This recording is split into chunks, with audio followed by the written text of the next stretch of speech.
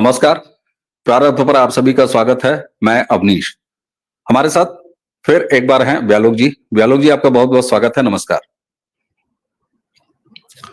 दर्शकों, लगातार train accident, एक भारतीय नागरिक के तौर पर मेरी आप सबकी यह कामना है, यह कामना होनी चाहिए कि एक भी ऐसे हादसे न हो जिसमें जान जाना तो छोड़ दीजिए, वो तो बिल्कुल किसी दशा में एक भी जीवन का नुकसान नहीं होना चाहिए, लेकिन उसी के साथ हमारी राष्ट्रीय संपत्ति यानी रेल और उसके साजो सामान का भी नुकसान नहीं होना चाहिए। लेकिन शुरुआत करते हैं कानपुर में अभी कालिंदी एक्सप्रेस के साथ जो कुछ भी हुआ है, और उसको लोको पायलट की सजगता और ईश्वर का आशीर्वाद और इस देश का सुखद या संतोषजनक प्रारब्ध कह लीजिए, जिसके कारण वो हादसा टल गया।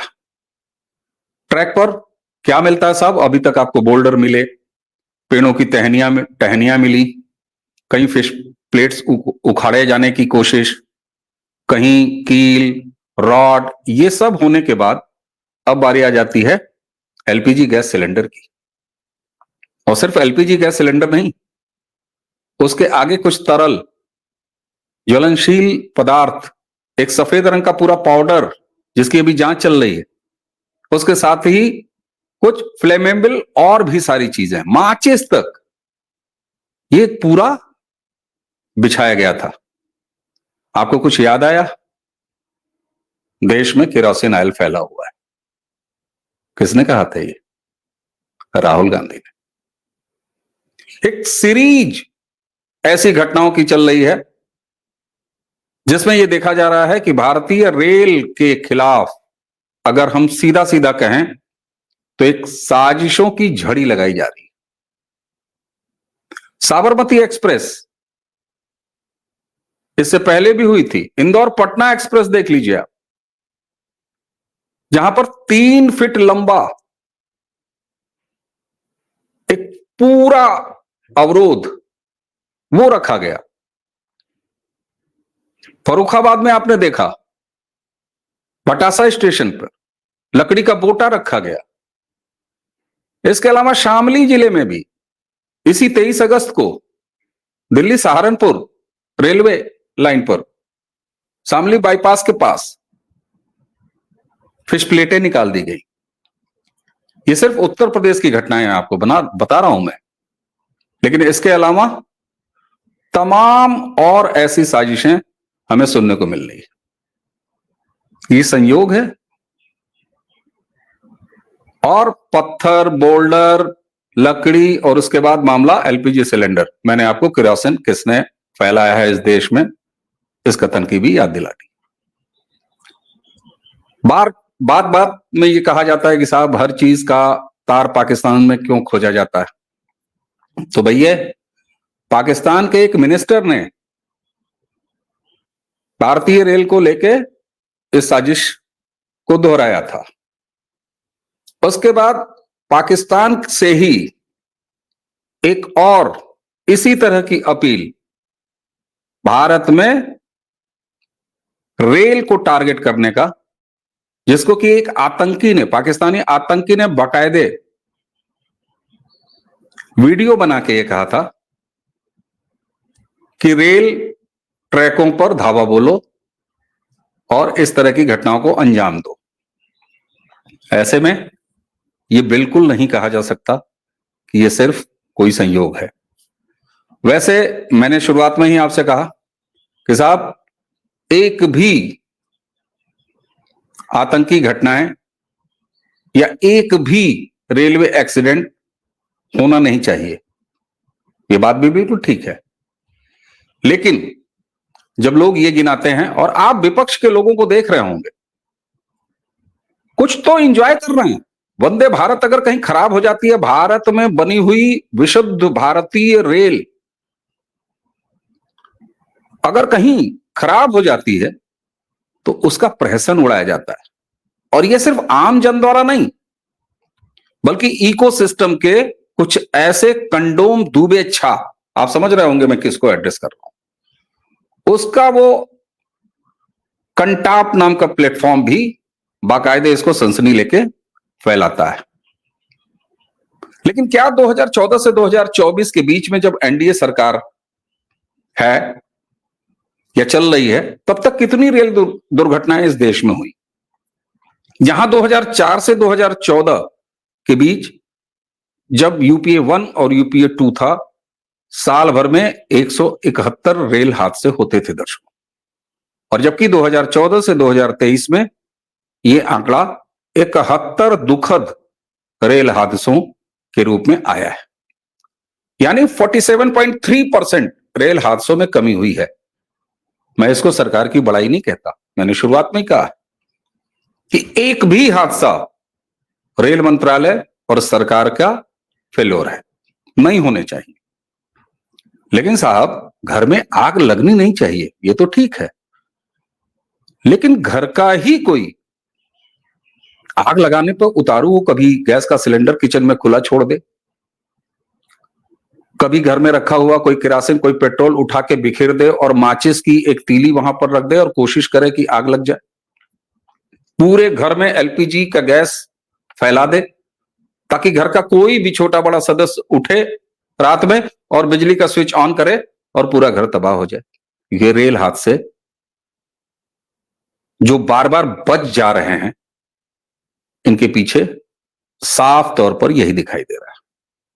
व्यालोक जी, ये संयोग है या लव जिहाद, लैंड जिहाद, आबादी जिहाद और उसके बाद अब ये रेल जिहाद, जिसमें इंडी अलायंस और कांग्रेस और मजहबी वो गठबंधन साफ तौर पर दिखाई दे रहा है, क्या कहेंगे आप?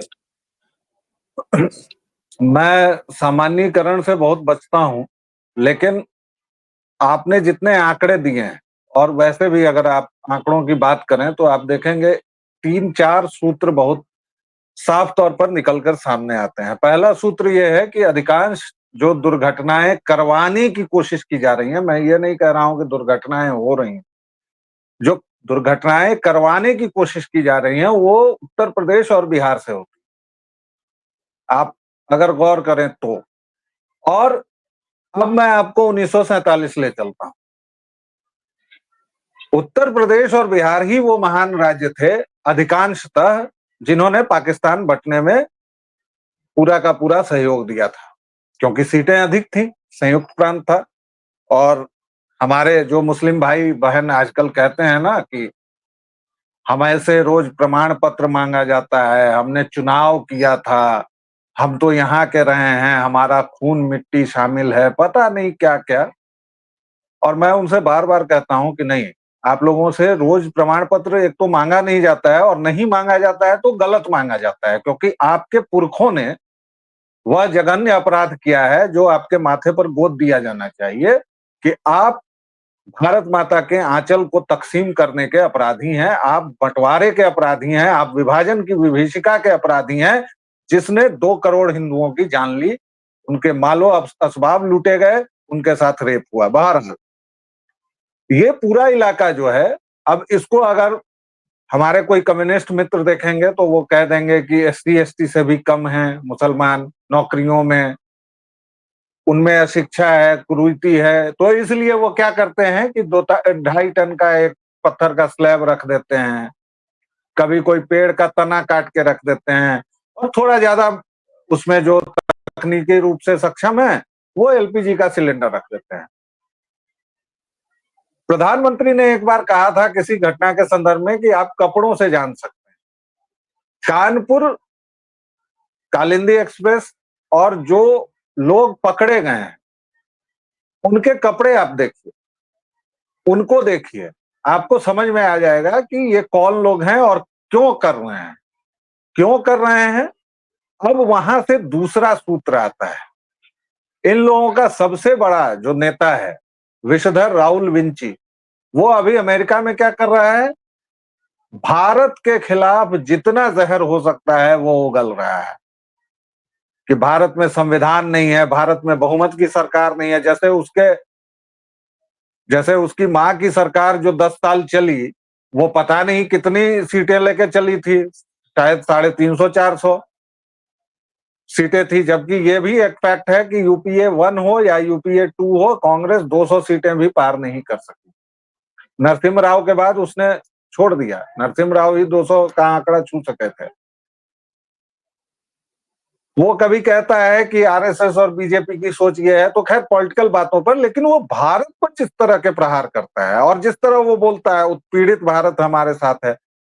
70 साल के बाद तुम्हारे खानदान की 4 पीढ़ियों के शासन करने के बाद 60 वर्षों तक भारत को चूसने के बाद तुमको शर्म नहीं आती है राहुल विंची कि तुम अभी भी उत्पीड़ित भारत, और वो उसको गहने की तरह सजा के, लॉकेट की तरह सजा के पहनता है और पेश करता है। भारत की जो अंडरबेली है उसको वो दिखाना चाहता है कि हम लोग बहुत गरीब हैं। भारत तकनीकी क्षेत्र में क्या आयाम रच रहा है, आत्मनिर्भर भारत का इन्होंने कितना मजाक बनाया। आज आत्मनिर्भर भारत की वजह से भारतीय नौसेना 70% आत्मनिर्भर हो चुकी है। सबमरीन से लेके विमान वाहक पोत तक आ चुके हैं। इन्हीं का एक प्यादा था, पिद्दी था, एक नौकर था, पी चिदम्बरम, सो कॉल्ड बड़ा अर्थशास्त्री, अनर्थशास्त्री मैं उसे कहना ज्यादा समझता हूं, अच्छा है। उसने यूपीआई का कितना मजाक बनाया था कि हमारे यहाँ फलाना नहीं है, ढिमाका नहीं है, हमारे यहाँ संसाधन नहीं है, लेकिन आज यूपीआई की जगह देख लीजिए।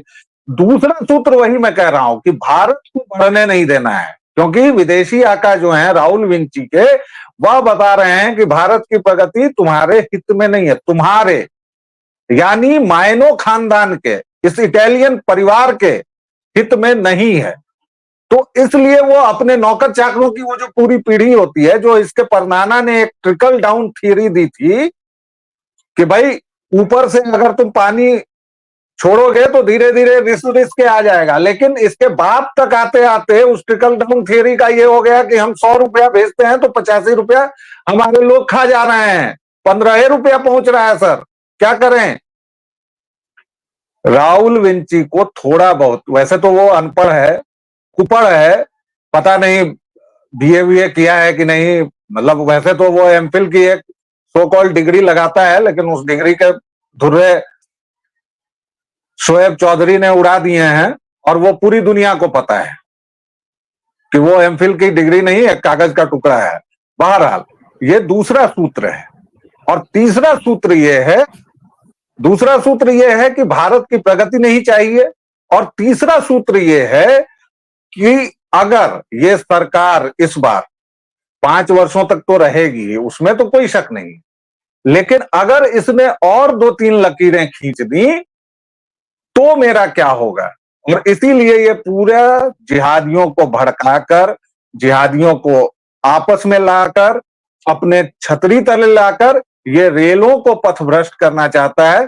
तीसरे, चौथे, 5वें सूत्र की बात अगली बातचीत में करूंगा। आप कुछ जोड़ना चाहते थे उसके बाद?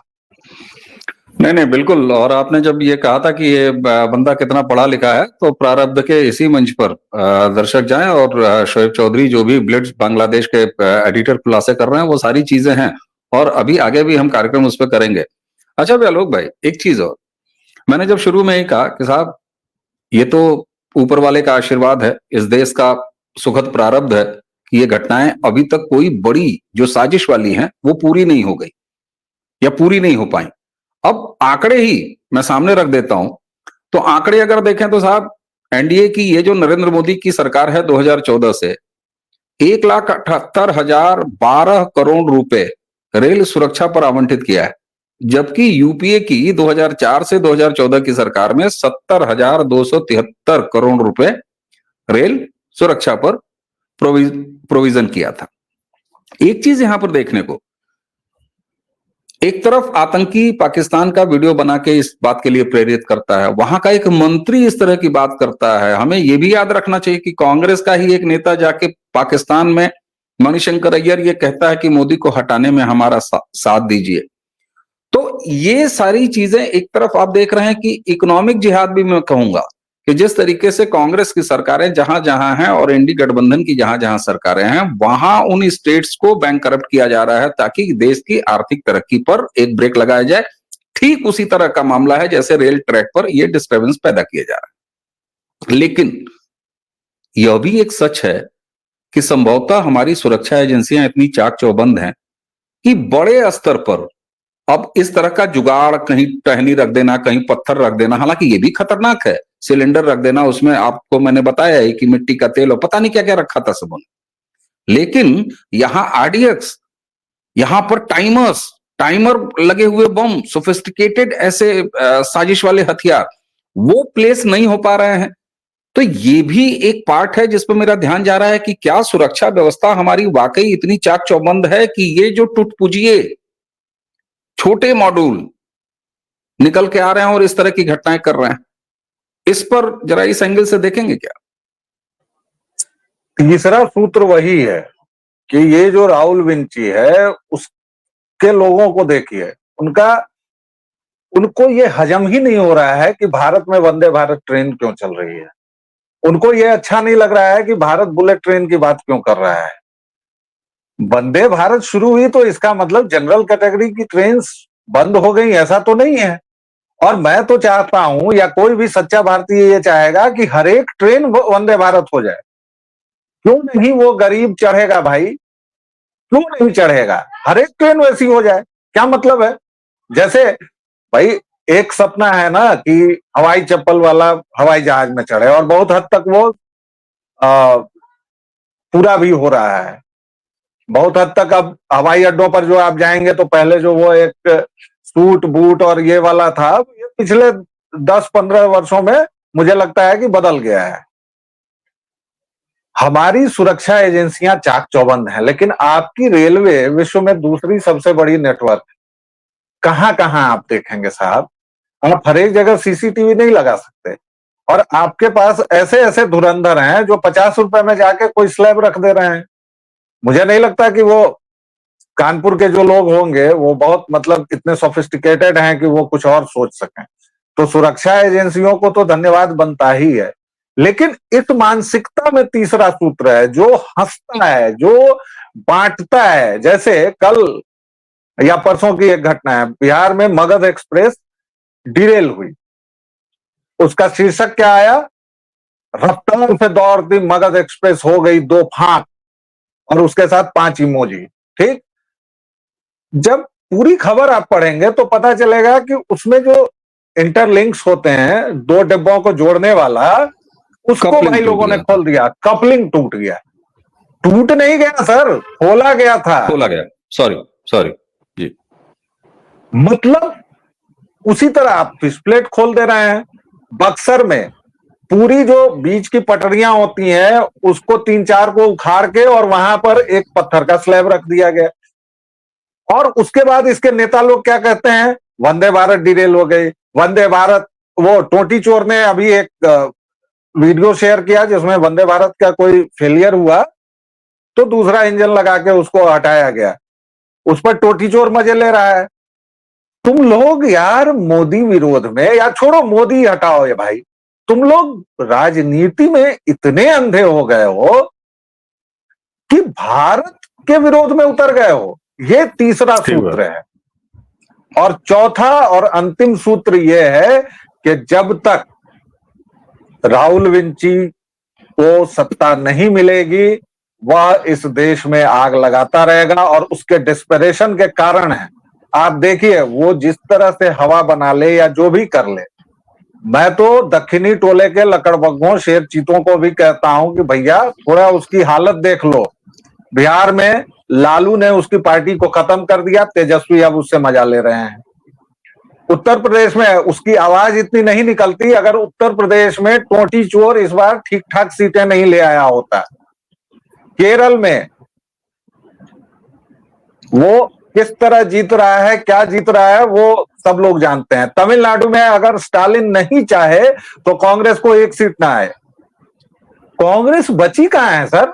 हिमाचल प्रदेश में तुम खटाखट के बल पर जीत गए, और उसके बाद अब देखो कि हिमाचल प्रदेश दिवालिया हो गया।